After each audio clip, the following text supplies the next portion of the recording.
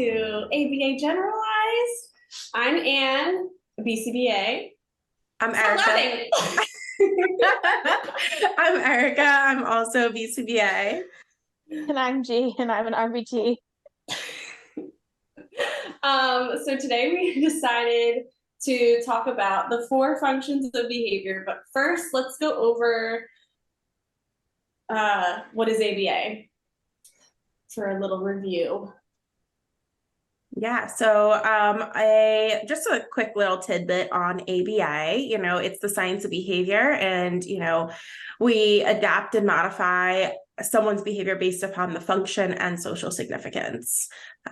Yeah, and we base the functions off of observable behaviors, right? So of course we know that things go on internally, but that's hard to measure because we measure everything, we graph everything, which means that we have to see it, we have to be objective about it, and sometimes what's going on internally is not objective, and it's a lot of guesswork. So, so let's go into the 4 functions of behavior. G, do you want to start out with attention? Well, so hold on, let me back up. So the 4 functions that in ABA that we track are attention, escape, sensory, and access to tangibles or an activity. So I actually have a pretty good example of what's going on with one of my current clients for attention. He is a big attention seeker. He'll tantrum, he'll have aggression, all for attention. We just actually got to move preschools, but right before we moved preschools, his teacher was giving him a lot of attention for those behaviors of, like, when he would tantrum, she would get down on his level and be like, we can't do that, we need to have a quiet mouth. Or when he would pull her hair, and again she'd turn around and be like, that's not acceptable, you can't do that. And he's 4, so A, he's not really understanding her correcting him at all, and B, he's getting exactly what he wants from that behavior. Like, he wants her to turn around, he wants her to react and give him attention. So that is how, like, the behavior was, like, continuing to increase at school. But then he also comes to the clinic once a week, and when he was at the clinic, we're all RBTs and BCBAs, and it's obviously it's an ABA clinic, so we were all very trained. So we would just, like, look at any other RBT around and be like, no, just, like, shaking our head no, and everyone would know to, like, walk away, ignore it, turn their back towards him.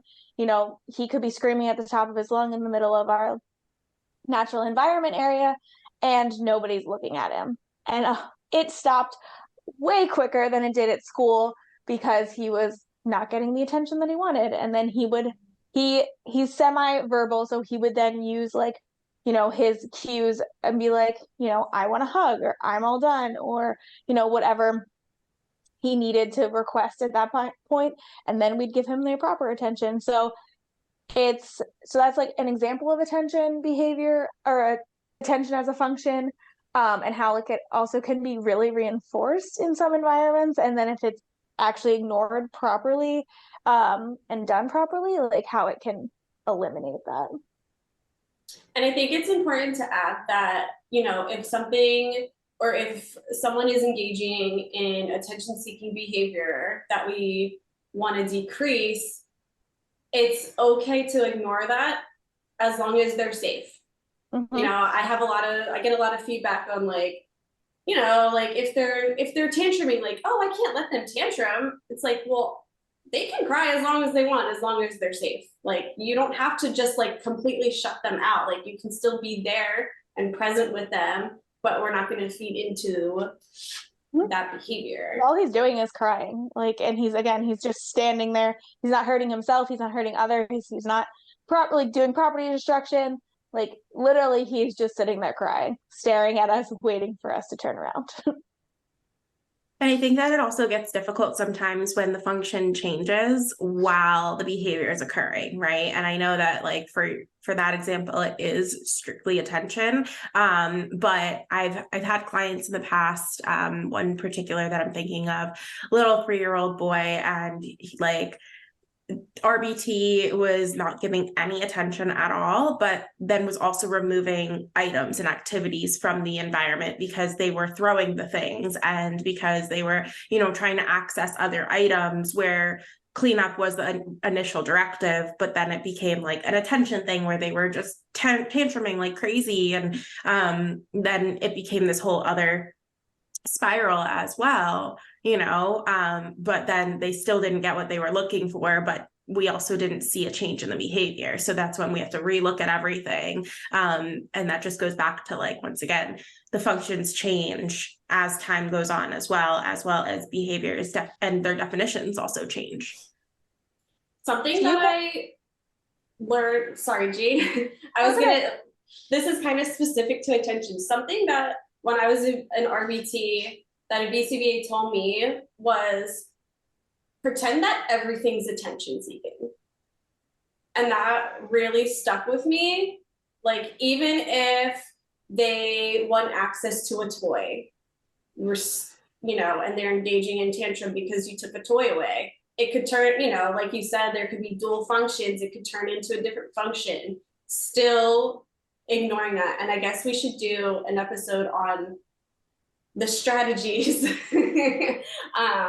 So we can save that for a different episode. But that always stuck with me, like, if it's not attention seeking now, it could turn into attention seeking. Yeah, and you both just mentioned like another function of like getting a tangible or wanting access to a tangible or like an activity, which can also removing it or again like denying access to it could also lead to some of these behaviors. Yeah, and that's also why things also go back to attention sometimes, right? Like Anne was just saying, if you're removing or if you're redirecting a kid for any of the functions of the behaviors, they're most likely going to get reinforced by attention. And we don't. Yeah, I mean, it is providing attention, and it all depends on the kid. If you give them just a little bit of attention, like, they catch on to it, and it only takes one time to reinforce aggression, tantrums, self-injurious behaviors, for them to be like, oh, I got that reaction, I'm going to do it again. Mm-hmm. Yeah, I actually a BCBA just told me something really like similar to that. A client has like never been like a kid to spit, but like she spit on the floor and the RBT and the BCBA just looked at each other and did absolutely nothing. And like so far it hasn't come back, but they strongly believe that if they would have reacted to that would have become a new behavior for her. And she would have like just been, again, we don't know if it was attention or sensory or what, but like she did it and they both just were like, we're just gonna act like it never happened and continue on with the day. And again, to this day, it hasn't come up again. It was a newer behavior that was like last week, but. Yeah. I have someone who curses, a little one who curses a lot and uses the words correctly. Like, it's funny. To me, that's funny. Like, and I'm like, oh, I can't laugh because they're just gonna keep doing it. But the BTs are like, oh, we don't say that, we say nice words. And I'm like, nope, you're not saying anything to that at all. I said, pretend you didn't hear it. And they're like, what, really? And I'm like, yeah, like, act like nothing ever happened. Yeah. Because they're like, they know, like, oh, I curse all day long. I think cursing is one of the harder behaviors to eliminate or decrease because it's such like a thing, like we as adults do it, right? Like I feel like I've been cursing like a sailor since I was 13. So, but I mean, I think it's such a hard behavior to diminish because we hear it on TV, we hear it on the radio, we listen to explicit music. It's always there. So like getting the attention from that already, like you're getting reinforced and then you get attention for, redirection of it. And it's like, well, why? Like, I'm just going to keep doing it if I'm being told don't do it. Like, and if you told your daughter to not curse and she started cursing, like she's going to continue to do it. Right. Like, yep. Well, and we tell her, so for those who don't know. I have a 6-year-old, and she'll repeat stuff here and there, but we tell her, like, you can say that at home, but you're not saying that at school. Absolutely not. And she knows, like, she's very aware of, you know, how to behave in different settings. She's completely fine at school, you know. And she'll say curse words here and there, like, just to see, like, to test our reaction. It's definitely not an everyday occurrence. But like, if she sees that, like, me and my husband are laughing at what the other one said, she wants to join in on it, because she sees that, you know, it's socially acceptable between us two. Yeah. And speaking, okay, so this is a really good transition to go into the next function that I want to talk about, escape. So this is what I got attacked by a stick yesterday. A stick? I got like a tree branch stick, or no, like a stick that was on the ground. Okay, I got attacked. So a tree branch. No, you can't. No, okay, it was a stick. It's small. I got a scratch. You can't see it at all. But it's like a 3-inch scratch, and I was wearing pants. Listen, we went to a farmer's market. We went to a farmer's market, just got out of the car, had my 1-year-old in the stroller. I must have rolled over the stick, and it like shot up and went in my pant leg, like in between my yoga pants and my skin, and scratched me. So this whole time I thought this was a client that also attacked you, by the way. For the record, Gi and I had no idea where this was going. That's why I didn't tell you beforehand. So cursing, I was cursing. What the effing stick, effing F this, F that. And, you know, my husband's like, why? Why are we? And I was like, it hurts. Like, so me cursing, that's my behavior, right? The antecedent, I got attacked by a stick. And what was the consequence? What? And what was the consequence to this behavior? Extinction. I mean, my husband kind of put my cursing on extinction, but in my head, I was cursing because I wanted the pain to stop. So that kind of goes back to like the internalization of I got hurt and I'm cursing. That's how I'm reacting to it. Because cursing feels good, which might be a dual sensory function there. This is getting too complicated now. Back to escape, Anne. Back to escape. Back to escape. I mean, I feel like an easier example would be elopement. You know, a kid's running away because you said, it's time to clean up blocks. And they don't want to clean up, so they run. Any demand, honestly, like I was saying before, my little guy that was engaging in all those behaviors because he wanted to escape the demand of cleanup, and it changed to attention at the same time, and attention was an activity. Like the function of this behavior was just all over the place because it was dual functioned. But yeah, any sort of demand, like if we don't want to do something, we're going to try and escape it, right? Like, and engage in all these other behaviors. And we see it a lot in our kiddos that are unable to express their wants and needs. And that's why we really, really heavily focus on teaching them to advocate for themselves and say no. I know a lot of my programs incorporate request training, like heavy requesting, in order to, you know, say that you're all done with something, or that you want something in general, or, you know, whatever the situation may be, or even saying no. I don't know if that's something that you see in your programs a lot, Gi, or like from your BCBAs, but I know, Anne, I'm sure that you as well do that in your programs. Yeah, something that I see now is like in our behavior intervention plans for, you know, for whatever the behavior is, there's always, okay, what's the replacement behavior we're going to use? So if they're eloping to get out of a task, then how can we appropriately get them to get out of the task by teaching them to say, I'm done with this, or I need more time playing with this. I'm not ready to clean up. Something like that. It's so easy, and it's so easy to overlook, right? Like you can redirect and you can block all you want, but they're still going to want to get out of it. So you have to teach them, like, you know, by signing, text, whatever. It doesn't just have to be vocally.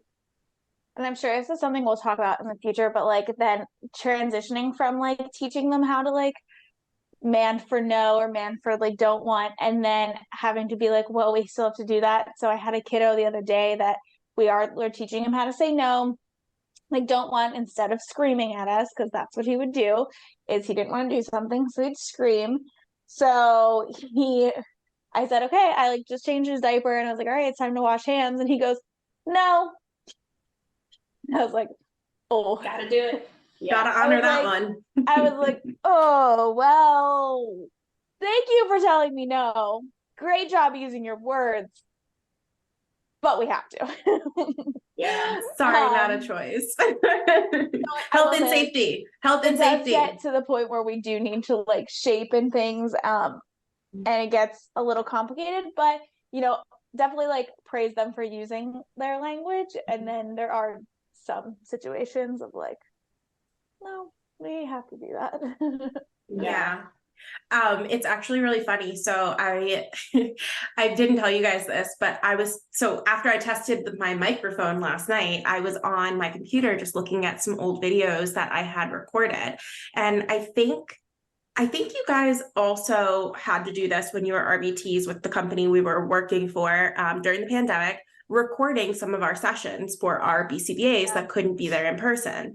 So I actually came across little girl. I think you guys know who I'm going to be talking about right now. Little girl that I worked with for a very long time. She came up on my recordings and used to just full on knock over towers. She would just do it without asking for anything. And this goes back to escape, right? So she didn't want other people to have control over their buildings or anything like that. So we were working on copy block design. And then after, I noticed I was always blocking the blocks from being knocked down because she would do it. So I'd praise her and then she would like put her foot out. So she'd be sitting crisscross applesauce and then just like put her foot out. I'm like, girl, what are you supposed to say? And she goes, can I knock it down? And then just like full on like knock it down with her feet and like do that whole thing. But, you know, it took a while to get us there because before that, it would even be just like my tower would be starting to be built and she would just full on like knock it down because she didn't want to do the work or she didn't like the way that it was being built or the fact that it was a demand. So just wanted to throw that little tidbit in there. It was really cute. I miss that little nugget. Yeah, I mean, I feel like,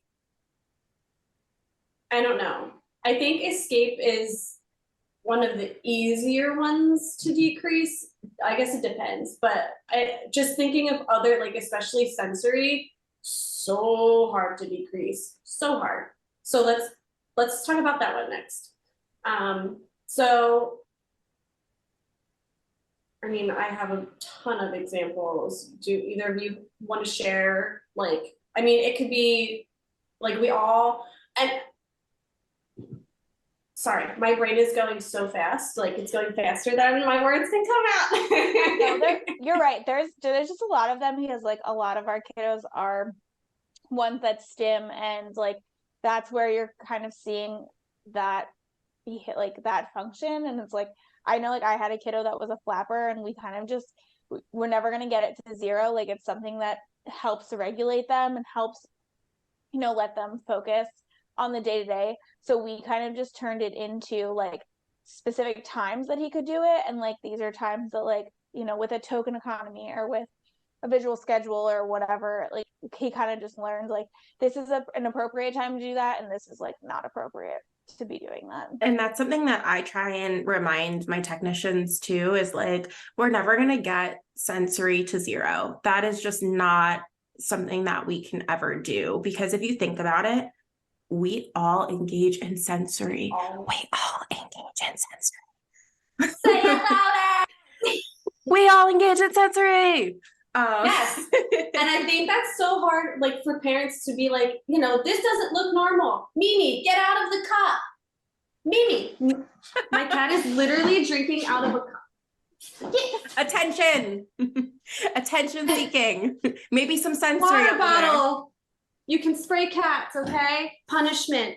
We don't use punishment. We do not use punishment, for the record. Right. And just uses it with her cats. It's fine. It's different. Just with my cat. Okay. She doesn't need an ethics committee to approve of a punishment procedure for her cats. Listen, it's fine. She can't hear me, so how else am I supposed to stop her? Old cats. It's okay. On a roller coaster ride. But yeah, we all engage in sensory, itching, nail biting, chewing gum. I mean, it's shaking your leg, like even like tapping a pencil. Like I'm currently doing it right now. I'm picking at my own fingers underneath the table because that's just how I cope with things. Like I have my hands in my pockets and I'm like playing with the pockets. So yeah, I play with my hair all the time. I'm like always. I play with my earbud case. Like when I'm on a telehealth session, I'm like constantly opening and closing. So, and those are all, you know, in society, they're all okay to do. But why isn't hand flapping okay? You know, like why did we deem that looks weird? Yep. So it's like something to kind of think about when it's like, okay, why do we want to decrease these behaviors? It's doing something for our clients, and if we stop it, that might be harmful. More harmful for them, because we don't know. I feel like sensory kind of goes into internally, you know, like how you're internally feeling, and we can't control that. We have no idea what's going on unless they can vocalize and say, but like, can we really vocalize? Like, why do I play with my hair? You know, like I'm not going to explain why I play with my hair to you. Like that's none of your business. And I feel like honestly, the only time I've ever seen it like be put into a program to decrease it is if it's like, if I know for the hand flapper that I was just referring to, like that client, it was like impeding on his schoolwork, like during him doing like worksheets and stuff, like he could not listen to the teacher's instructions while he was doing like engaging in that behavior. So like that is the only reason we had to like decrease it during specific times, because again, it was like impeding on his like day-to-day and him learning at school and needing like all of those extra prompts and everything during like class time. So like I feel like that's like the only time at least I've seen it be targeted to decrease, is like when it's impeding. Yeah, and that's definitely the only time that I really focus heavily on it, where I write any sort of programs to decrease sensory.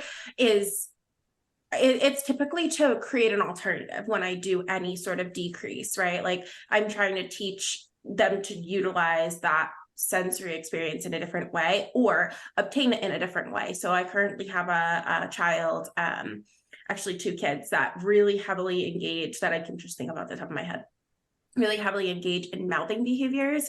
And it's like mouthing is one of the harder ones to kind of redirect, because especially if you have kids that are not able to express their wants and needs, right? That's when it really is the most difficult. But I find that if a kid really needs it, they're going to just go for the first thing that they can find. So like sometimes it's their fingers, sometimes it's an item that's nearby, or, anything along those lines. And that just, increases the sensory output or input to output. And I think that, again, it's probably the most difficult one to decrease, because I can't give a 4-year-old gum. Like I can't give, I can give them like a Z vibe maybe, or like a toothbrush or like a chewy of some sort, but who's to say that they're going to actually like it? Like I have another kid that I'm thinking of, chews through his chewies, chews through them, where he's like physically, like or he has like, I don't have any on my desk, but, there's these little, like dinosaur tails that he'll bite on and he'll just like chew off of, like, or it's like we need like a dog tools. equivalent to like a Kong. Yeah. That's socially significant and appropriate though, like socially appropriate of like what someone can actually do, because once again it goes back to like society says like, oh, this looks weird, like how can we, I wish there was just some way to like figure out what it is about sensation in our mouth. But then again, I'll go back a little bit further of like internal, right? We were talking about that a while ago. Well, it's like different for like each and every kid. So. Exactly. And like they're like, especially 4, 5, 6, 7, 8, until maybe like they get their wisdom teeth in till they're 18, they're dealing with mouth difficulties because your teeth are shifting, they're growing, your molars are coming in, your teeth are coming out, they're going in. All sorts of stuff is always going on with your mouth.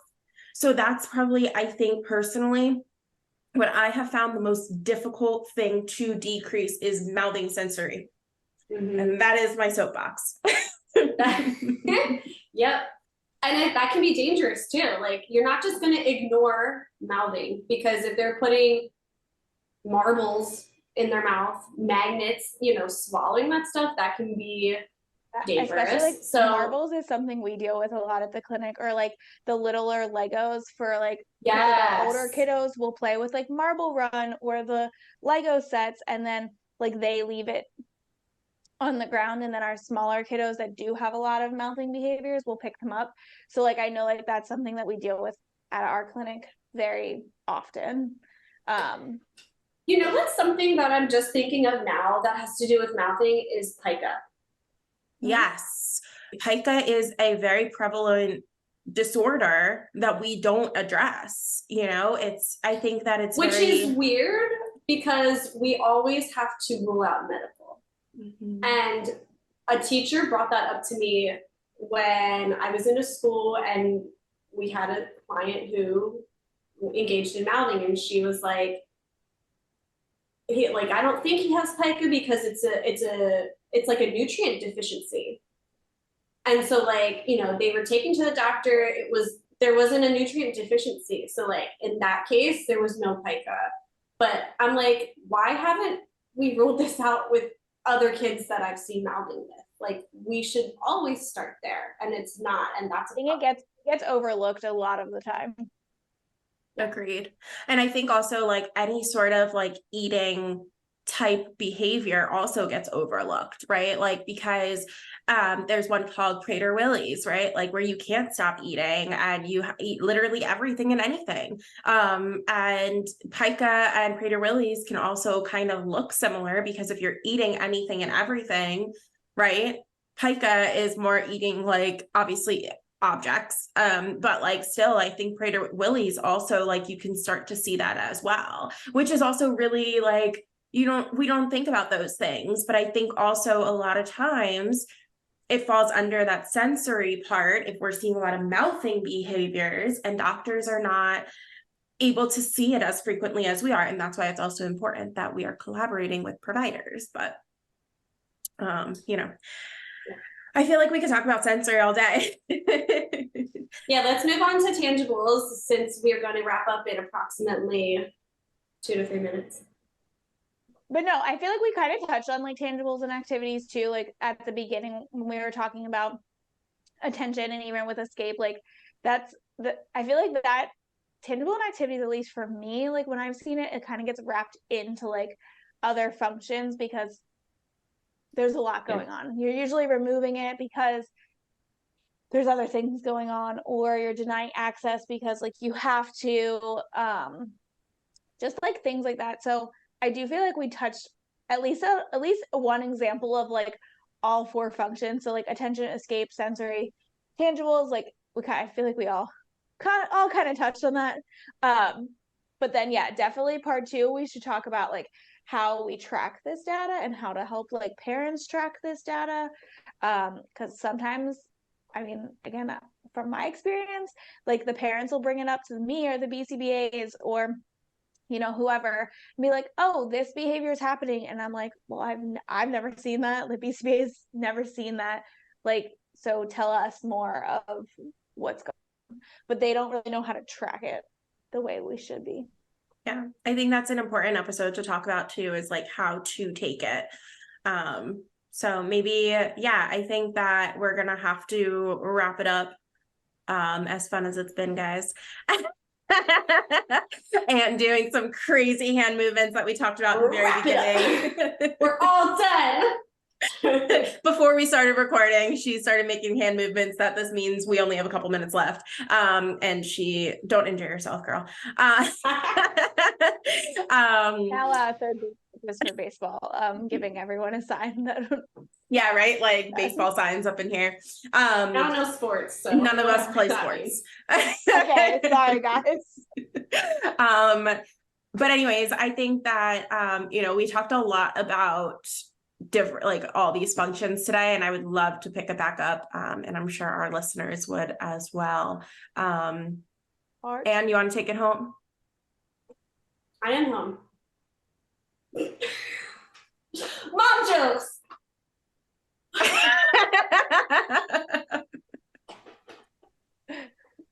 Clutches of Behavior Part 2 coming soon.